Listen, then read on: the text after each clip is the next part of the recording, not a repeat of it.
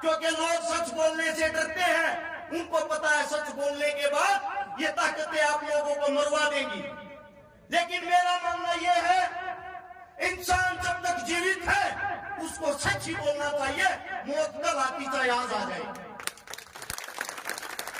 Congress party का जिक्र आते ही ये चर्चा होती है कि इन्होंने 70 साल देश को लूटा। ये बिल्कुल गलत है, ये बिल्कुल गलत है। आप लोगों को वो कड़ा सच बताता हूं जो आप लोगों को पता नहीं। कांग्रेस पार्टी की स्थापना कब हुई थी? 1885 में। हम आजाद कब हुए? 1947 में। यानी कि आजादी से 63-64 साल पहले से ये हमारा खून चूस रही है। ये कभी गुलाम थे ही नहीं। कांग्रेस पार्टी बनाई किसने? एक अंग्रेजी अधिकारी था, कलेक्टर साहब, जिसका नाम था A.O. ह्यूम। इटावा यूपी के अंदर कलेक्टर था। 1857 की क्रांति में नौकरी कर रहा था। जब हमारे क्रांतिकारियों ने 1857 की क्रांति शुरू की, हमारी माता बहनों की घाघरी पैर कबोए हमारे मनसा में तो मुक्का बाचा था। वो घाघरी पैर लिया चोर ने 1882 में रिटायर हो गया नौकरी पे। उसके दिल दिमाग में ये आ गया कि हिंदुस्तानिया ने बगावत के ऊपर का बुढ़ा हो लिया, रिटायर हो गया। 85 में उसने कांग्रेस पार्टी बनाई थी और कांग्रेस पार्टी बनाकर हमारे बीच में लूटपाट शुरू कर दी। ये तो कभी गुलाम थे ही नहीं। ये कहां से गुलाम थे? ये तो हमारे को जब से लूटते आ रहे हैं। अंग्रेजों के साथ मिलकर इन्होंने सरकार चलाई, अंग्रेजों के साथ मिलकर इन्होंने हमारे पे क्रूरता की। वो क्रूरता क्या? किसानों पर कर लिया जाता था, हमारी बहन बेटियों को।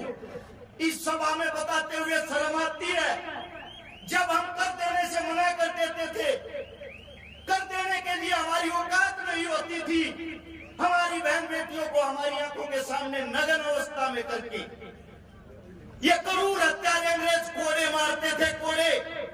और इनकी साथ साझे में जो सरकार चलाती थी वो आप लोगों की कांग्रेस सरकार थी। वो कांग्रेस सरकार उस जुल्म में बराबर की भागीदारी करती थी और हमारी बहन बेटियों को नग्न अवस्था में जब तक पीटा जाता था, जब तक पीटते पीटते उसकी मृत्यु नहीं हो जाती थी। एक बाप के सामने उसकी बेटी को नग्न अवस्था में करके पूरे गांव का चौगड़ता कटवा जाया करता। ये हालात थे इस देश के। उनसे जिन्होंने आजादी दिलवाई, उनको कांग्रेस ने क्या दिया? पंडित सुभाष चंद्र बोस 1938 में कांग्रेस पार्टी का अध्यक्ष था, जिनको आज तक नेताजी के नाम से जाना जाता है। सबसे पहले उसी नेताजी को पार्टी से बाहर निकाला गया।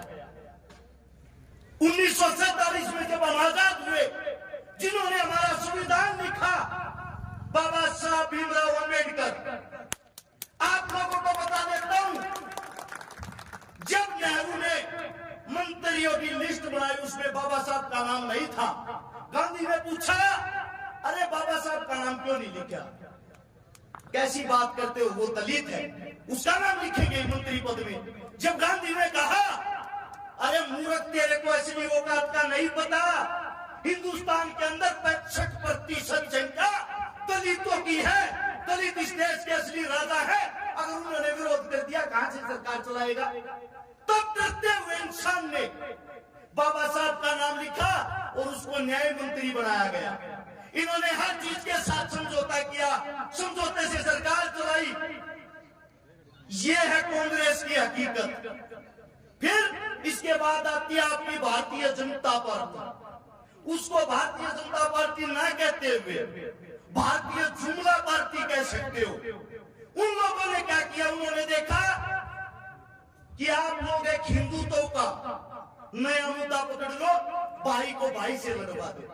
जब 1857 की क्रांति में 93,500 हमारे देश के जो जवान क्रांतिकारी शहीद हुए, उनमें से 63,300 मुसलमान भाई थे। उस वक्त हमारे देश में हिंदू मुसलमान नहीं था। फिर ये आजादी के बाद हिंदू मुसलमान कहां से आ गया?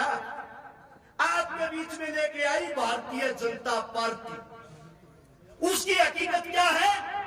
अब बात करना किसी भी बीजेपी के नेता से, नेताजी शिक्षा, स्वास्थ्य, रोजगार के बारे में बताओ। आपने कोई स्कूल खोला नया? आपने कोई कॉलेज खोला? आपने कहीं कोई शिक्षा की बात करी? आपने किसी बच्चे को सरकारी नौकरी दी? तुरंत आपको बोलेंगे तो देशद्रोही, इसको भगाओ यहाँ से। उनका एक ही काम है, आप शिक्षा की बात करोगे वो आपका मुंह घुमा के ये कहेंगे, ये देखो हिंदू तो खतरे में है, मुसलमान कभी आपको जान से ना मारते। अरे मुसलमान हमारे वो भाई है। इंडिया गेट के ऊपर जाकर जब आप शहीदों की लाइन देखोगे, अगर एक नाम हिंदू का मिलेगा तो दूसरा मुसलमान का मिलेगा। या आप लोगों को सिर्फ लड़वाने, भगाने, मरवाने के लिए आते हैं। सच बताना, आज तक क्या किसी नेता मंत्री के बच्चे ने आज तक कहीं भी बॉर्डर पर किसी आंदोलन में कोई कुर्बानी दी है? सिर्फ आप लोगों को क्यों लड़वाते? आप लोगों के बच्चे क्यों शहीद होते? पुलवामा हमला हुआ, वो हमला नहीं, वो साजिश थी।